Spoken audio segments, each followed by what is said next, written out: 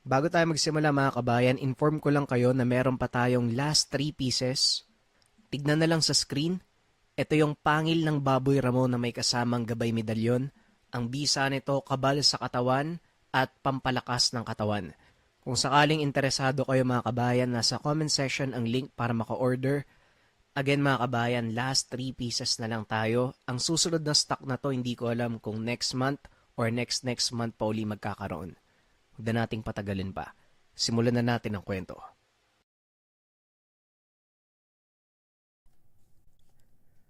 Ang kwentong ito ay hango sa totoong buhay.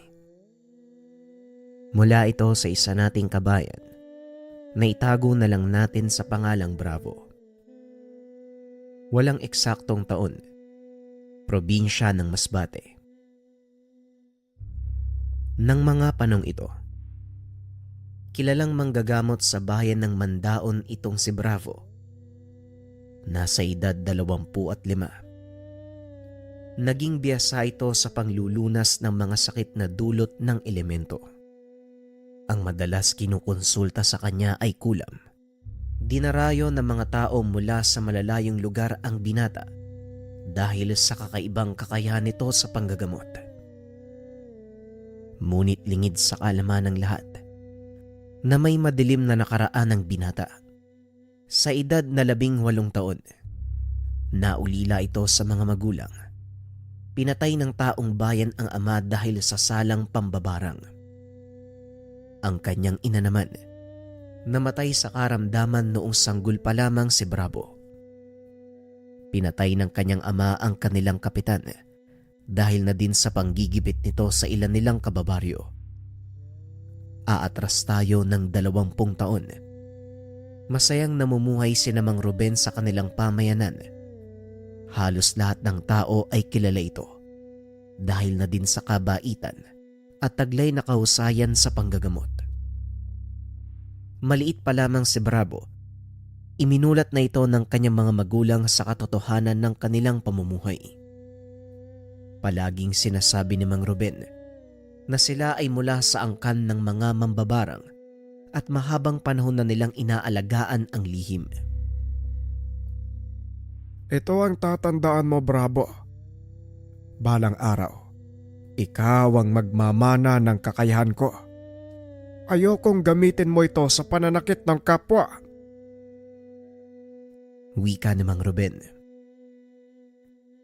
Hindi po ba masama yung pambabarang? Ibig sabihin, masama din po tayo?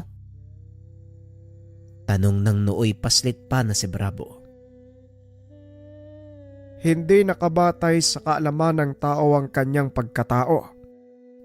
Kahit ano pa man ang nalalaman mo, basta ginagamit mo ito sa kabutihan at hindi ka nakakasakit ng kapwa, hindi ka masama.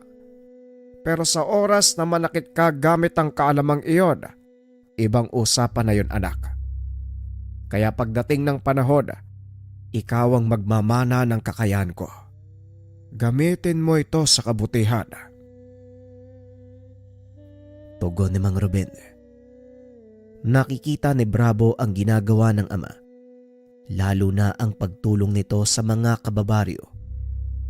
Kahit hindi ito tumatanggap ng bayad sa panggagamot. Ni minsan, hindi nakaranas ang pamilya na magutom. Araw-araw ay may nagbibigay ng prutas sa kanila, gulay at mga hayop bilang pasasalamat sa pagtulong ni Mang Ruben sa mga tao.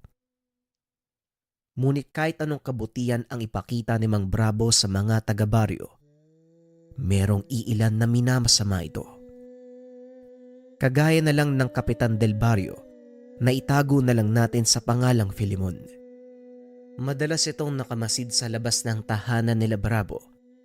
Kung hindi naman ay nagpapadala ito ng mga taong nagbabantay at mag-uulat sa kanyang mga kaganapan. Tay, andyan na naman po sa labas ng bahay yung mga tauhan ni Kapitan. Bakit po ba nila kayo binabantayan?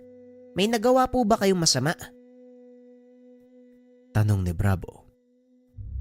Huwag mo silang alalahanin, anak.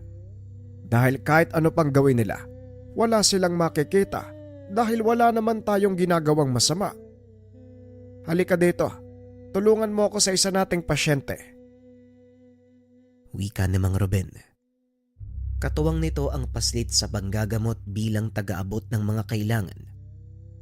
Sa ganung paraan, napag-aralan ni Bravo ang mga pamamaraan, maliban na lang sa mga komplikadong gawain, kagaya ng pagpapasanib o pagpapalayas ng mga elemento. Wala ding naging kaibigan si Bravo, kaya naman mas tinuon nito ang pansin sa mga itinuturo ng ama.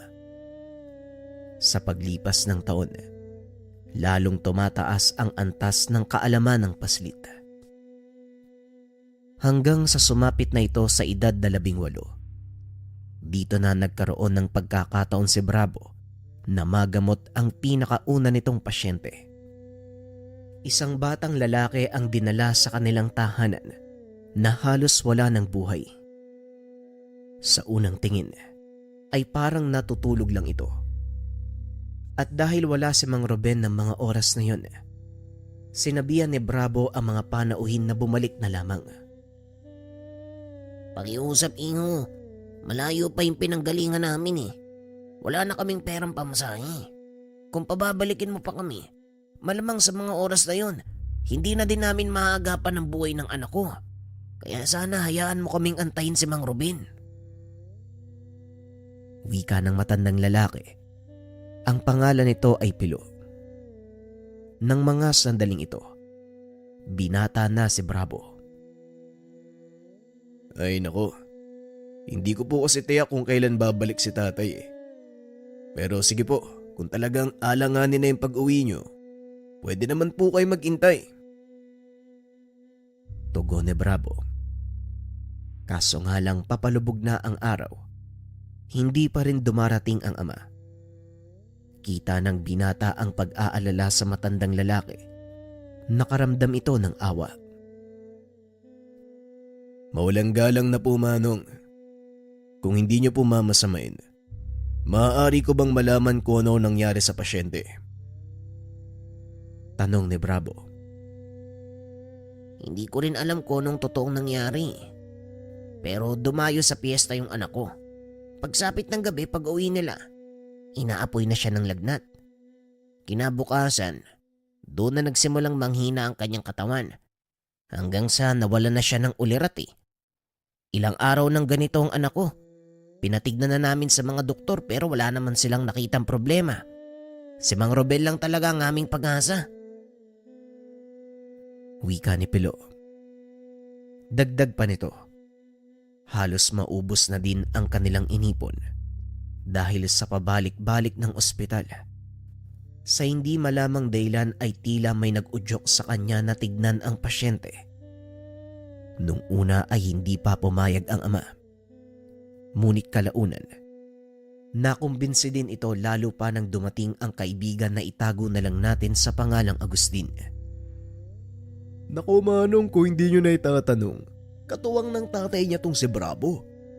Kaya hayaan nyo po siyang tignan yung pasyente. Baka sakaling kaya niyang gamutin. Wika ni Agustin. Kahit papano po, may natutunan naman ako kay tatay. Hayaan nyo kung tignan ang anak nyo. Wika ni Bravo.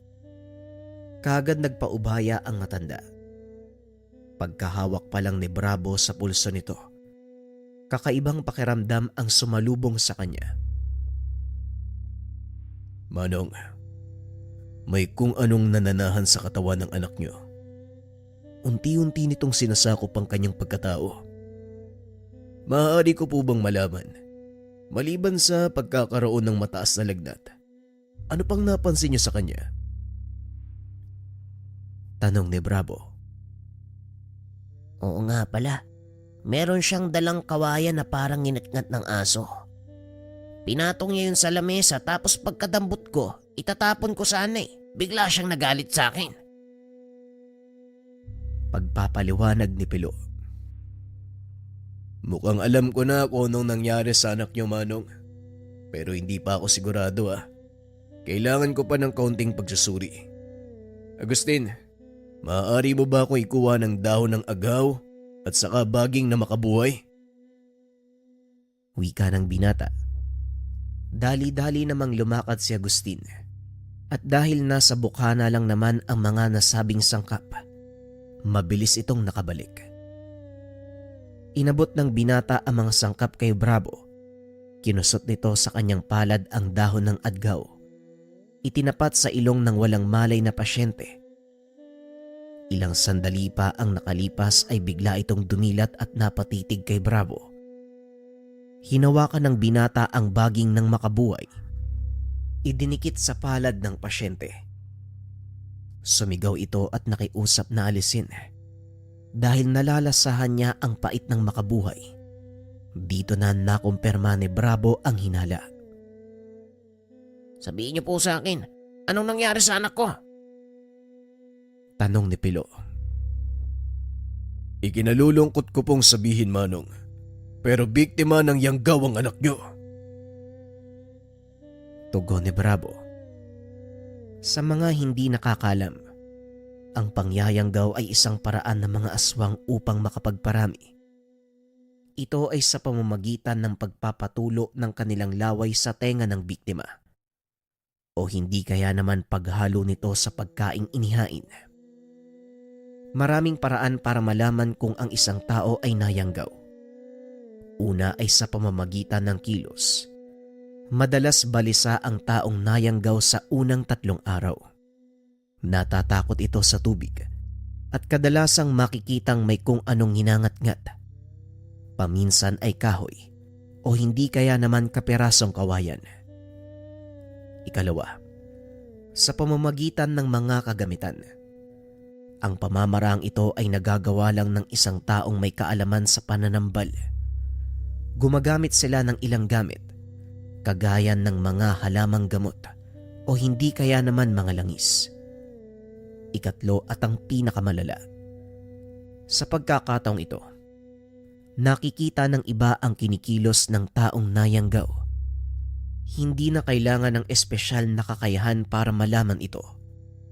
Dahil sa ganitong pagkakataon, unti-unti nang lumalabas ang pagiging aswang sa taong nayanggaw. At sa oras na makatikim ito ng dugo ng tao, matutulog ang nayanggaw ng ilang araw bilang paghahanda sa tuluyan nitong paglabas na isang ganap na aswang. Kadalasang tumatagal ng 5 hanggang 7 araw ang ganitong proseso. Kadalasan wala ng paraan para maalis ang sumpa sa katawan ng nayanggaw kung hindi patayin na lamang ito. Balik tayo sa kwento. Hindi sinabi ni Bravo ang totoong kalagayan ng pasyente dahil ayaw nitong mataranta ang kaanak. Ngunit wala nang pagpipilian at kailangan nitong malaman ng ama. Paano ngayon yan, Bravo? Mukhang nasa huling bahagi na ng yanggawang binatang yan. May magagawa ka pa ba? Tanong ni Agustin. Yan nga din ang iniisip ko, Agustin. Hindi ko alam kung paano sasabihin sa ama ng pasyente yung katotohanan sa kaso ng anak niya. Dahil alam kong hindi siya maniniwala at maaari ding masira ang reputasyon ng tatay ko kung sakali. Tugon ni Bravo. Anong balak mong gawin? Hindi mo kayang gamutin yan. Kung sakaling may masamang mangyari sa pasyente, maaari ka ring mapahamak, Bravo. Muling wika ng kaibigan. Napaisip ang binata sa mga sinabi nito. Ngunit alam din ni Bravo, wala na siyang ibang maaasahan. Sa puntong ito kung saan maaaring maraming mapahamak sa isang maling desisyon. Kaso nga lang, pinili pa rin ng binatang gamutin ng pasyente. Gagamutin ko siya, Agustin. Kahit papano naman may naturo sa akin si tatay tungkol sa ganitong kaso eh. Ang problema nga lang, wala akong sapat na karanasan. Patnubayan nawa ako ng mga ninuno ni tatay.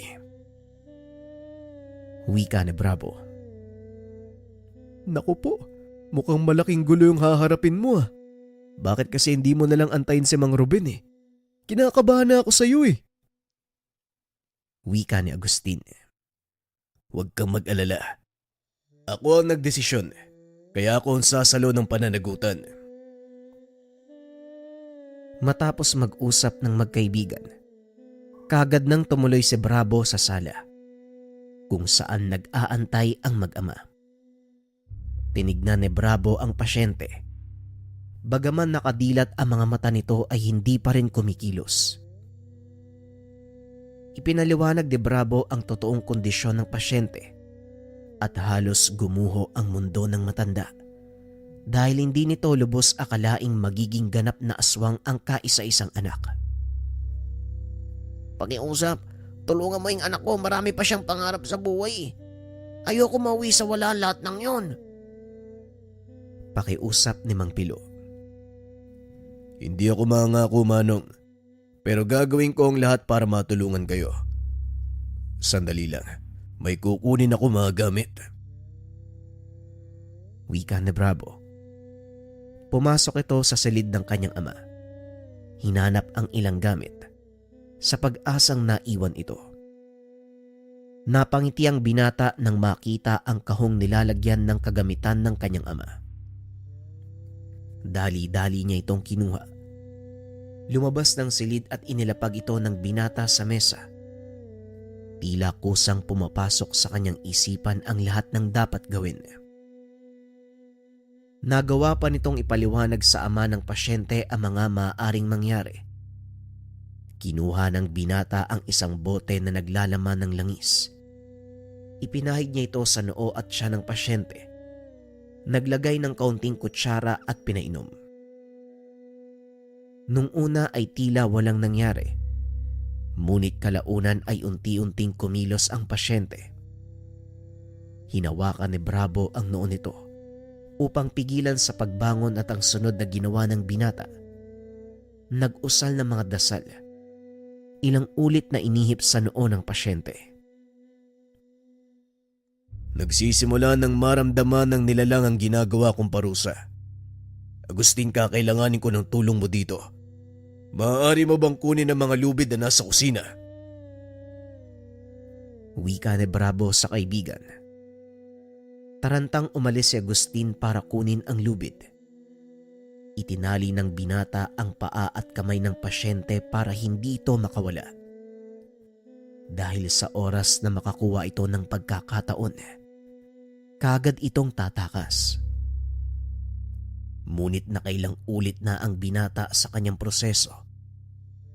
Tila hindi pa rin sumusuko ang yanggaw. Pagpahingayin mo muna kaya yung pasyente. Baka hindi niyan kayanin yung proseso. Wika ni Agustin. Napagtanto ni Bravo na tama ang kaibigan. Anong nangyayari sa anak ko, iho? Kumusta siya? Tanong ni Mang Pilo. Sa ngayon po, kailangan niya magpahinga. Baka hindi kayanin ng katawan niya ang susunod na proseso. Hindi na tumatalab sa kanya mga dasal na karaniwan naming ginagamit. Pero may susubukan akong paraan. Medyo komplikado kasi pati ako maaaring mapahamak sa prosesong yun. Kaso wala na akong magagawa. Kailangan tanggalin ang anumang nasa katawan ng anak niyo. Tugon ni Bravo. Kaagad itong kinausap ni Agustin dahil alam ng kaibigan ang binabalak ng binata. Huwag mo sabihin gagamitin mo yung bertud ng tatay mo. Tandaan mo ang sinabi ni Mang Ruben. Hindi mo pwedeng gamitin ang bertud ng ibang tao, lalo na kung hindi pa napapasa sa'yo. Wika ni Agustin. Alam ko, Agustin. Maaari ako mamatay sa gagawin ko. Pero wala na akong pagpipilian. Kung hindi ko gagawin ang bagay na to, maaaring marami ang mapahamak. Kaya mas pipiliin kong magsakripisyo. Tugon ni Bravo. Tumutol man si Agustin ngunit wala pa ring nagawa dahil buo na ang isipan ng kaibigan. Ilang sandali pa ang nakalipas. Ipinagpatuloy ni Bravo ang panggagamot. Sa pagkakataong iyon ay walang pagdadalawang isip na ginamit ng binata ang kaalaman ng kanyang ama sa barang. Naglabas ng garapon si Bravo. Nanlaki ang mga mata ng ama ng pasyente. dahil napakalaking salagubang ang lumabas mula doon. Pinagapang ito ng binata sa katawan ng pasyente. Kitang-kita kung paanong naglupasay sa higaan ang binata habang paulit-ulit na sumisigaw. Gumapang ang salagubang mula sa kamay hanggang sa marating nito ang dibdib ng binata. Dumiretso papunta sa sikmura. Napatayo sa kinauupuan ng ama nang makita niyang unti-unting pumapasok ang insekto sa balat ng anak. Patuloy itong naglulupasay hanggang sa bigla na lang huminto sa paggalaw. Tinitigan ng matanda si Bravo na noon ay nakaupo sa tabi ng kanyang anak. Patuloy sa pagdarasal, gamunggo ang pawis at nanginginig ang katawan. Iha, ayos lang ba ang kaibigan mo? Anong nangyari? Bakit may pumasok na insekto sa katawan ng anak ko? Tanong ni Pilo kay Agustin. Ayos lang po siya, Mang Bravo. Magtiwala po kayo sa kanya. Alam po ng kaibigan ko ang ginagawa niya. Tugon ni Agustin. Muling naupo ang binata. Akmang hahawakan na sana nito ang anak nang biglang hawakan ni Agustin ang kamay. Pakiusap, Manong. Huwag niyo pong hawakan ng pasyente. Maaaring lumipat sa inyo ang sumpa. Hanggat maaari, dumistansya po kayo. Wika ni Agustin. Kaagad namang lumayo ang matanda at ilang minuto pa ang lumipas. Napansin ni Agustin na tila naduduwal ang pasyente. Dali-dali itong kumuha ng planggana at inilagay sa tabi ni Bravo. Maya-maya pa bumitaw na ang binata sa pag-uusal. Marahang pinabangon ng pasyente. Pagkaangat ng katawan nito ay bigla itong nasuka. Lumabas sa bibig ng binata ang namuong dugo. Kasunod ay napakalapot na itim na likido.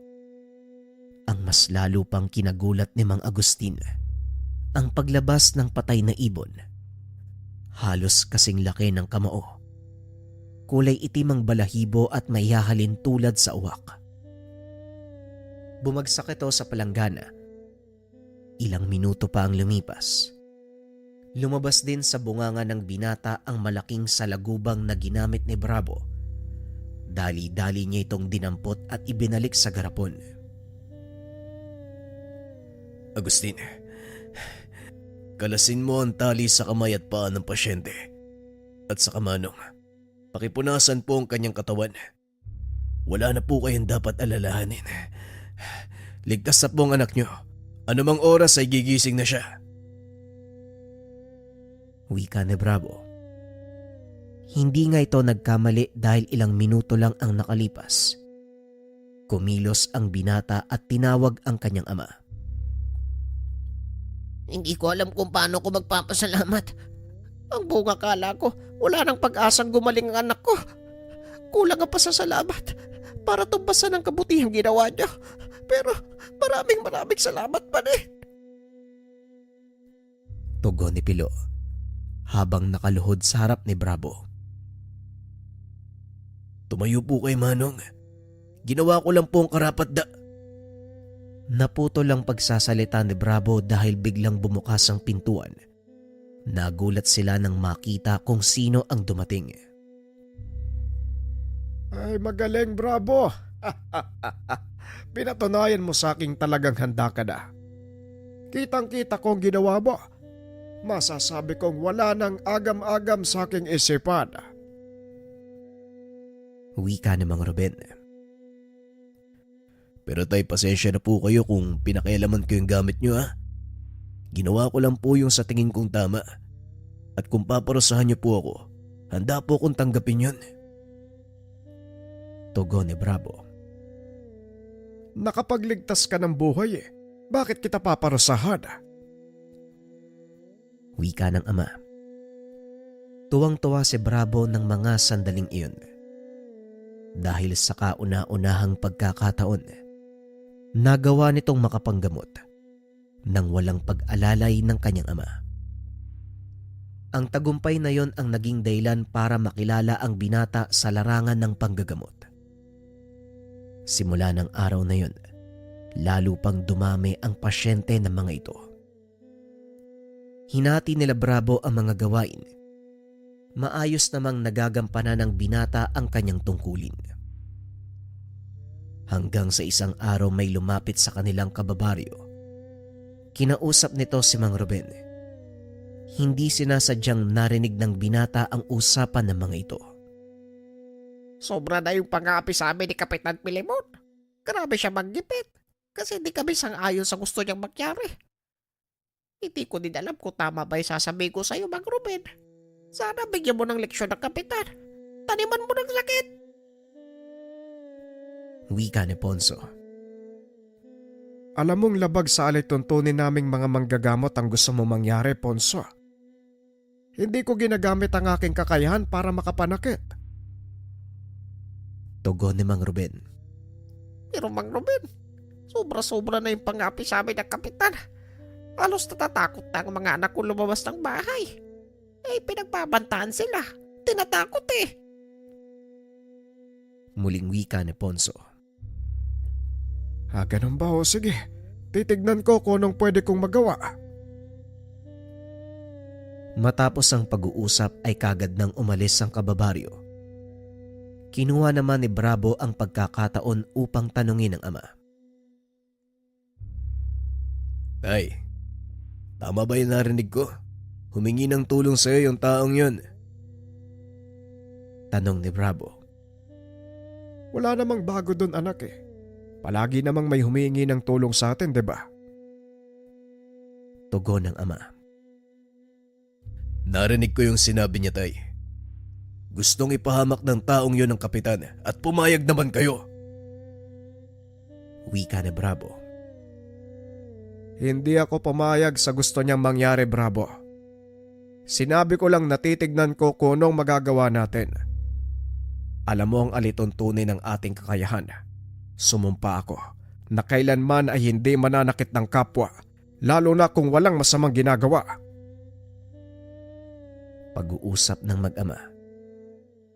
Hindi na nakapagsalita pa si Bravo dahil alam niyang magagalit si Mang Ruben kung patuloy niya itong kukulitin.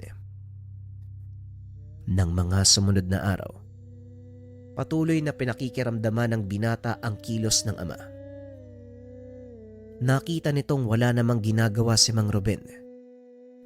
Hanggang isang araw, dumating sa kanilang tahanan ang kapitan.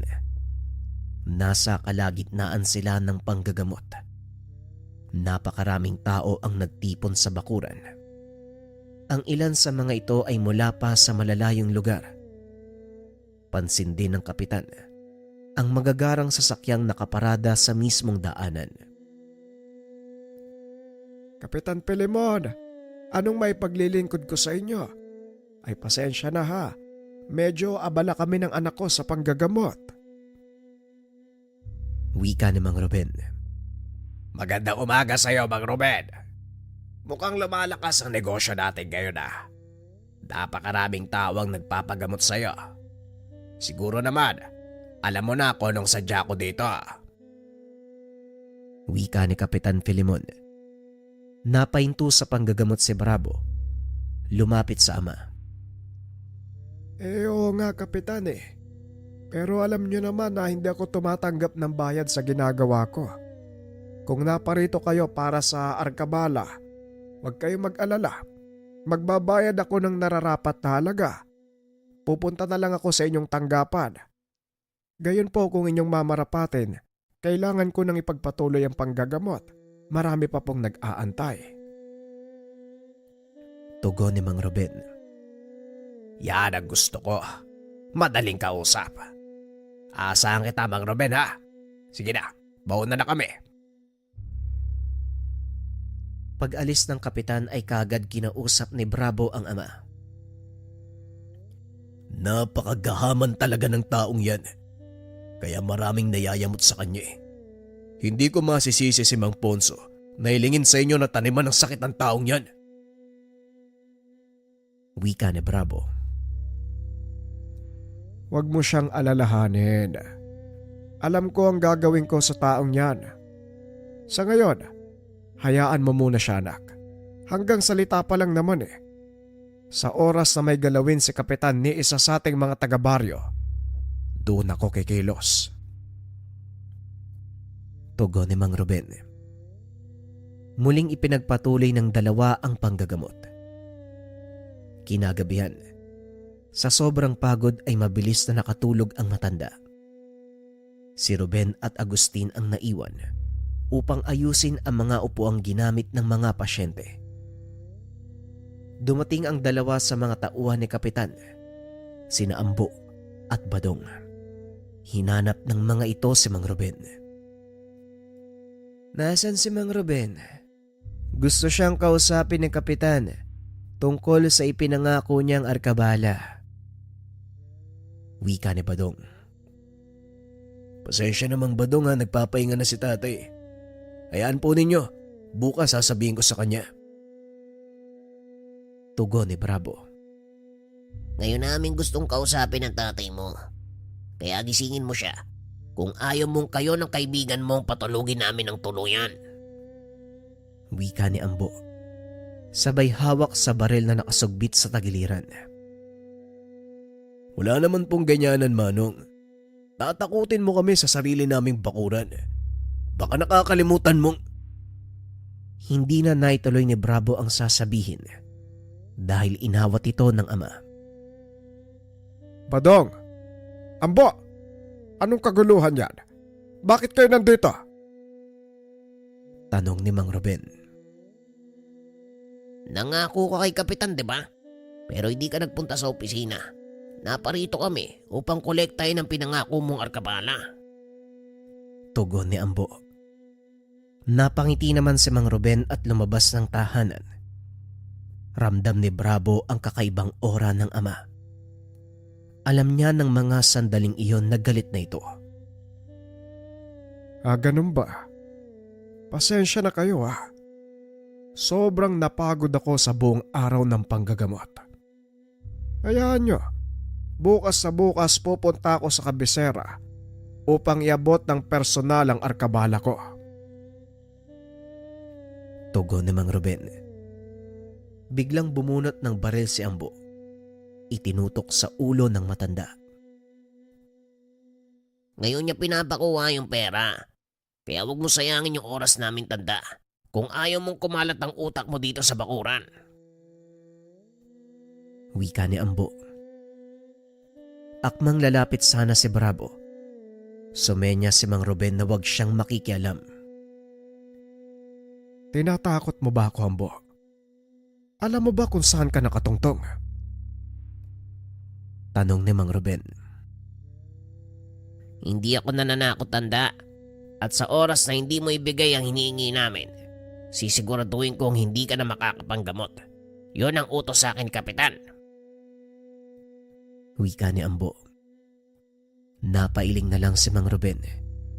Hinawi ang baril na nakatutok sa ulo niya. Alam mo ba kung ano ang kinakarap mo, Ambo? Sana lang wag kang gumawa ng bagay na maaaring ikasira ng samahan natin. Magkababaryo tayo Sandali lang kukunin ko ang pera. Wika ng matanda. Pumasok ito sa tahanan at ilang sandali lang. Lumabas ito na may dalang malaking supot na punong-puno ng barya. O ayan, hindi ko na binilang. Pasensya na ka mo Barya lang ang binibigay ng mga tao bilang pasasalamat. Tugon ni Mang Ruben. Yun. Madali ka naman palang kausap, tanda. Sige na, ako nang bahalang kumausap kay Kapitan. Hanggang sa susunod na buwan, Wika ni Ambo. Kagad na silang umalis ng tahanan. Bakit hindi ka lumabantay? Kamuntikan ka ng patayin ng taong yun Tanong ni Bravo. Maliit na bagay lang ang hinihiling nila, Bravo. Ayoko magsayang ng buhay dahil lang sa pera. Sige na, tapusin nyo na mga dapat ligpitin at magpahinga. Bukas marami pa tayong gagawin. Tugon ni Mang Ruben. Kagad na itong pumasok ng tahanan. Hanga din ako sa pasensya ng tatay mo, Bravo. Biruin mo, nasa bakuran niya ginanon siya. Pwedeng-pwede niyang saktan yung mga yun eh. Wika ni Agustin. Ewan ko nga dyan kay tatay eh. Ay nako, hayaan mo na. Tapusin na lang natin to. Matulog na lang tayo, gagabihin ka na eh. Tugon ni Bravo. Matapos ang pag-ayos, kagad nang nagpaalam si Agustin. Kinabukasan maaga itong dumating. Nanlaki ang mga mata ni Bravo dahil punong-puno ng pasa ang mukha ng kaibigan. Nakabenda ang kaliwang braso nito. Anong nangyari sa'yo? Napaaway ka ba kagabi? Tanong ni Bravo. Hindi, Bravo. Tinambangan ako ng mga tauhan ni Kap. Binugbog nila ako kagabi. Hindi ko nga alam kung ano yung kasalanan ko eh. Wika ni Agustin. Napagtanto ni Bravo na nadadamay ang kaibigan sa ginagawa ng kapitan. Kaya kagad nitong kinausap si Mang Ruben. Sobo-sobra na talaga ang mga taong yan. Maging ang mga walang malay ay napapahamak. Bravo! Isara mo ang bakuran. Hindi tayo tatanggap ng pasyente ngayong araw. May gagawin akong importante. Wika ng matanda. Sinara ni Bravo ang bakuran, maging ang kanilang pintuan. Matapos ay may kung anong kinuha ang matanda sa ilalim ng sapin ng kanyang higaan. Isa itong maliit na tela na may nakasulat na kung ano. Sumama kayong dalawa sa akin. May pupuntahan tayo. Wika ng matanda. Dali-dali namang nag-ayos si Bravo at sinundan ng ama. Nagtaka ang magkaibigan dahil dinala sila ng matanda sa loob ng kawayanan. Bumunot ng itak si Mang Ruben at ginamit ito bilang pangtapik ng mga puno ng malalaking kawayan na kung tawagin ay butong. Ang butong para sa kaalaman ng lahat. Isang uri ng kawayan na walang tinik.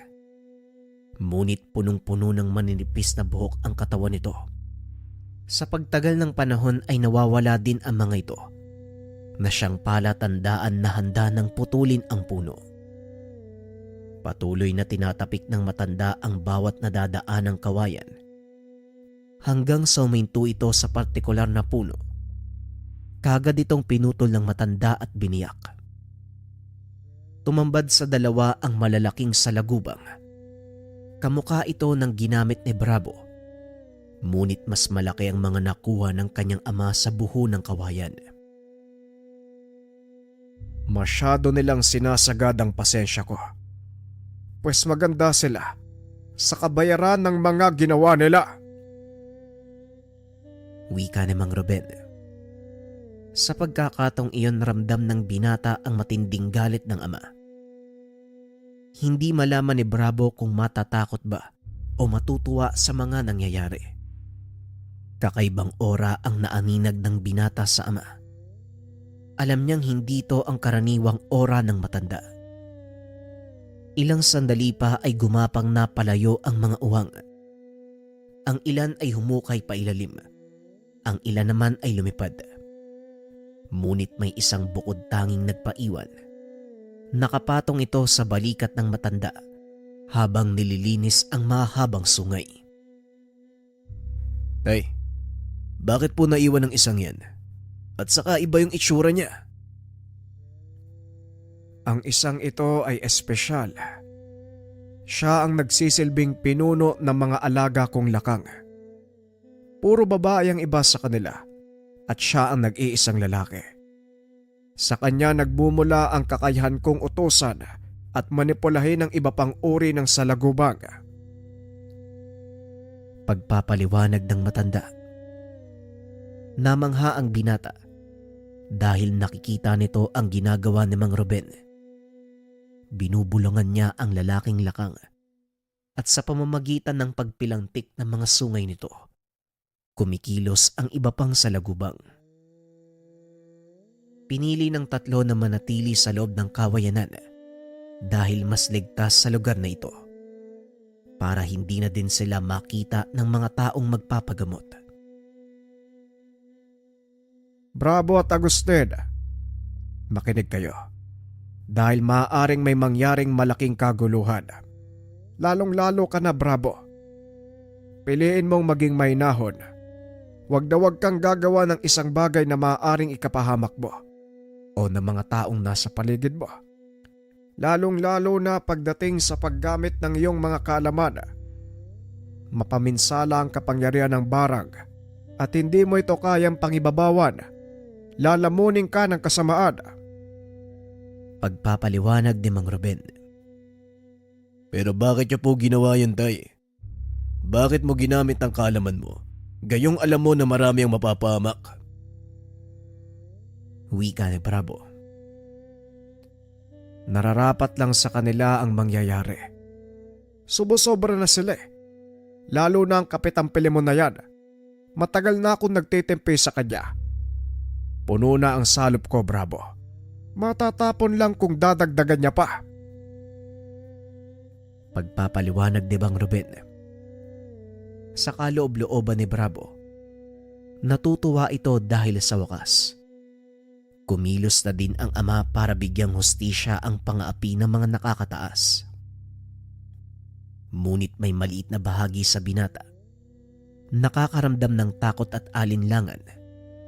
Naramdaman naman ito ni Mang Ruben. Alisin mo ang takot at alinlangan sa puso mo, Bravo. Dahil sa oras na hayaan mong mangibabaw ang pakiramdam na yan, ikaw ang kakainin ng mga alaga mong lakang. Ikaw ang magmamana ng kakayahan ko. Ang ibig sabihin nun, maging ang pangalaga sa mga nilalang na ito. Nanlaki ang mga mata ni Bravo sa sinabi ng matanda. Alam niyang malakas ang kapangyarihan ng ama. Ngunit ang kapalit nito, palaging malalagay sa peligro ang buhay. Tay, huwag na lang kaya nating ituloy. Hayaan na lang kaya natin si Kap. Anong sinasabi mo? Hindi natin pwedeng hayaang magpatuloy ang masamang gawain ng taong yon. Kagaya ng sinabi ko sa iyo, matagal nang puno ang salop ko sa taong yan. Wala nang nagawa si Bravo ng mga sandaling iyon dahil alam niyang hindi na mapipigilan ang ama sa gagawin. Ilang sandali pa ay tumayo na ang matanda. Itinaas nito ang mga kamay at nagsimulang mag-usal. Lumipat kay Bravo ang lalaking lakang. Paglapat ng mga paa nito sa balat ng binata, nakita ni Bravo ang mga nangyayari. Isa-isang gumagapang ang mga lakang papasok sa tahanan ng mga taong sangkot sa panggugulpe kay Agustin. Una nitong nakita, si Ambo. Gumapang ang lakang papasok sa kanyang damit. Bigla na lang itong sumigaw dahil unti-unting pumapasok ang salagubang sa kanyang balat. Ilang sandali pa ay nawalan ito ng malay. Kusang lumabas ang lakang. Ngunit kagad itong namatay. Kasunod namang nakita ng binata ay si Badong. Kasalukuyan itong nakikipaglaro sa kanyang anak. Dumapo sa likod ang lakang at kagaya ng nangyari kay Ambo, pumasok sa balat nito ang salagubang. Nawala ng malay, kaagad ding lumabas ang lakang. Biglang bumalik sa wisyo si Bravo nang tapikin siya sa balikat ni Mang Ruben. Nakita mo kung ano nangyari.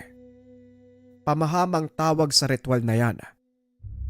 Tapos na tayo dito. Bumalik na tayo sa bahay.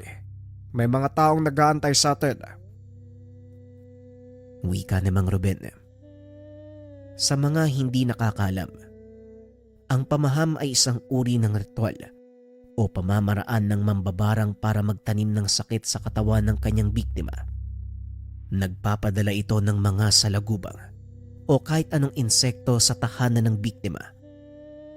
Sa oras na makadapo ang insekto sa katawan nito ay papasok ito sa balat at doon magsisimulang mangitlog.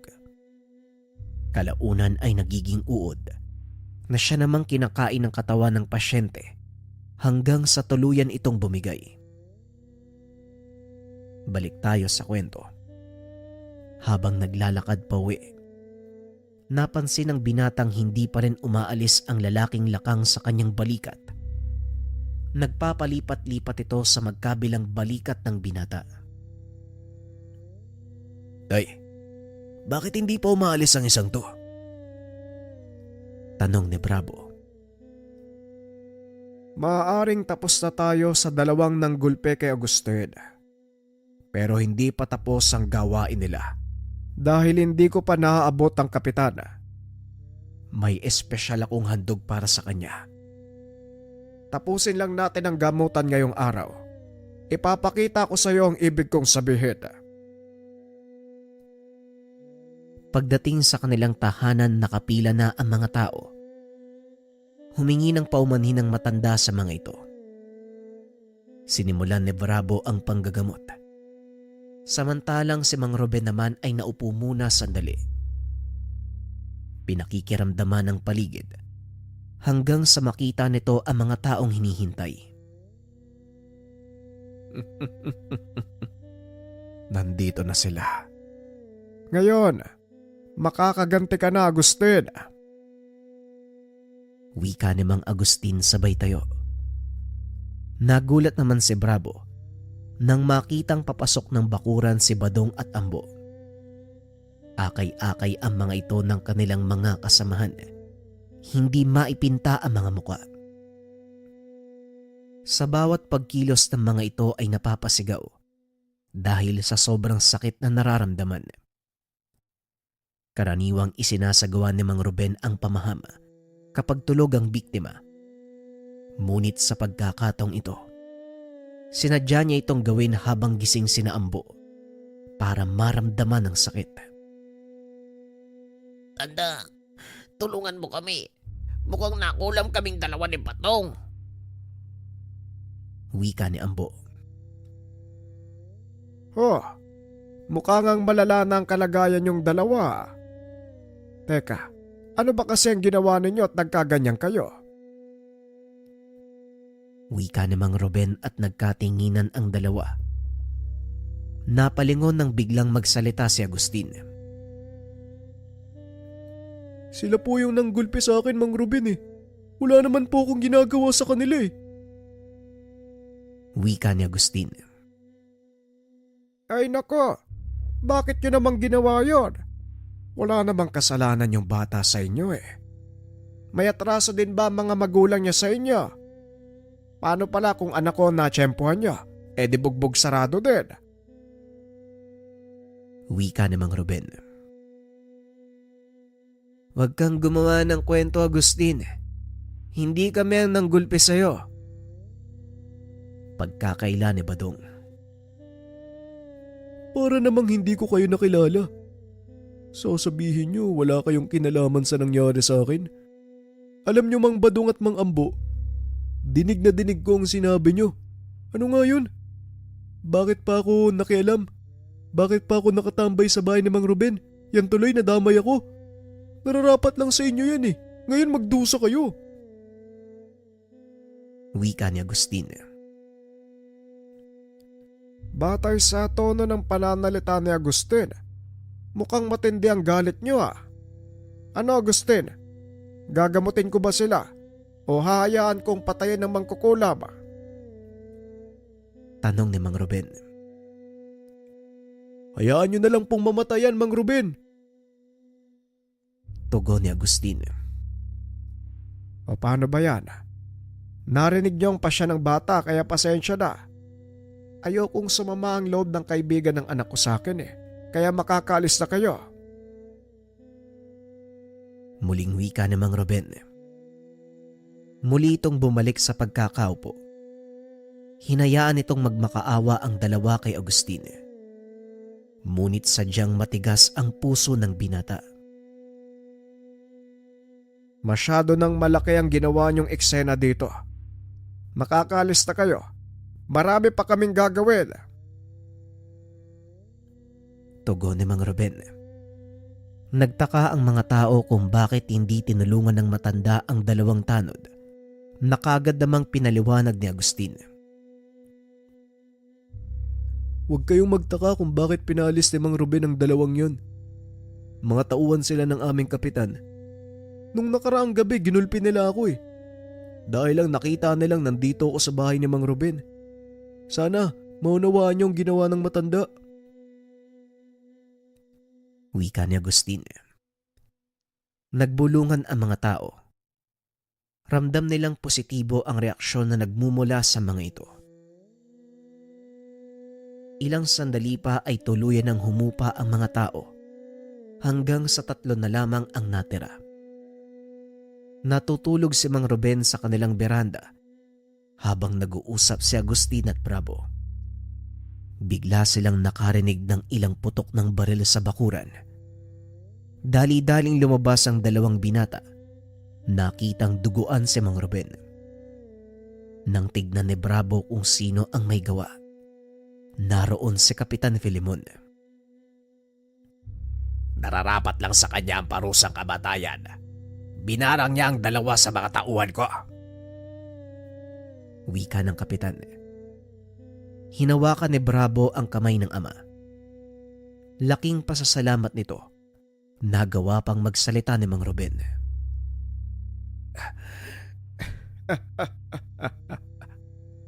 Ito ang sinasabi ko sa iyong sorpresa, Bravo. Manood ka. Wika ni Mang Ruben sabay senyas ng kamay.